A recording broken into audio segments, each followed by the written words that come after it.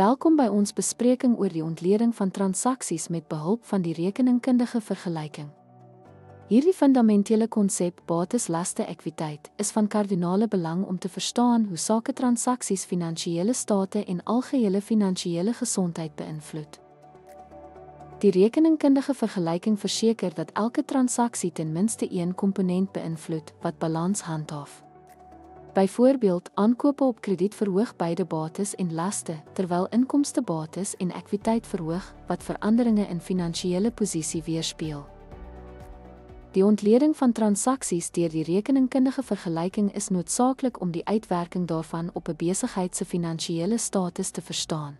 Dit bied insigte in hoe transaksies bates, laste en ekwiteit beïnvloed. Hulp met finansiële analise en besluitneming. Dit is noodsaaklik om die impak van verskeie transaksies op die rekeningkundige vergelyking te verstaan om 'n besigheid se finansiële gesondheid te bepaal. Hierdie kennis help om finansiële stabiliteit te evalueer en ingeligte besluite rakende finansiële bestuur en strategie te neem. Dankie dat u by hierdie sessie oor die rekeningkundige vergelyking aangesluit het.